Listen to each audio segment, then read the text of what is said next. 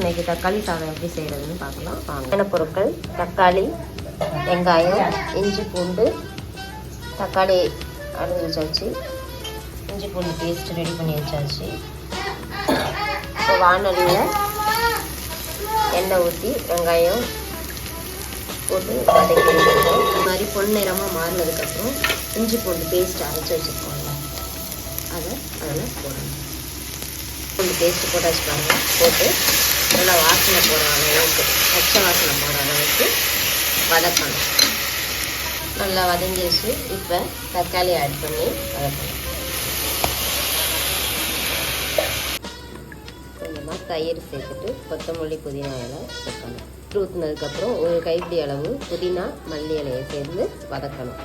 நல்லா பச்சை வாசனை போகிற அளவுக்கு நல்லா வதக்குனதுக்கப்புறம் இந்த பதம் வந்ததுக்கப்புறம் அரிசியை கொட்டி அதுக்கப்புறம் கொஞ்சோண்டு நெய் ஊற்றி கலர்னோன்னா சோறு உதிரி உதிரியாக வரும்.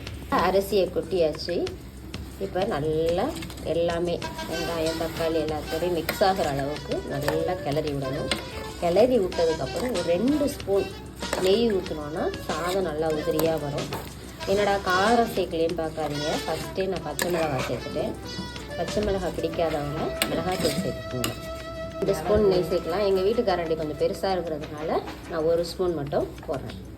நிறைய நெய் போட்டாலும் திவட்டிரும், டேஸ்ட் வராது.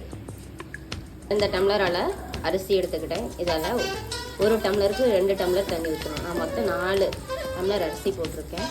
அப்போ 8 டம்ளர் தண்ணி ஊற்றி குக்கர் விசில் போட்டுற வேண்டியதான். தண்ணி ஊற்றியாச்சு.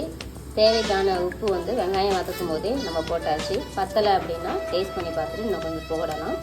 இப்போ இது ஒரு 2-3 கொதியாவது வரணும். அதுக்கப்புறம் தான் குக்கர் மூடியை போட்டு விசில் போடணும்.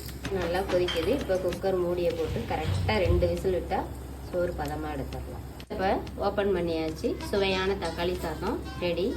நல்லா பொலன்ட்டு உதிரி உதிரியாக இருக்குது. இருக்காயா?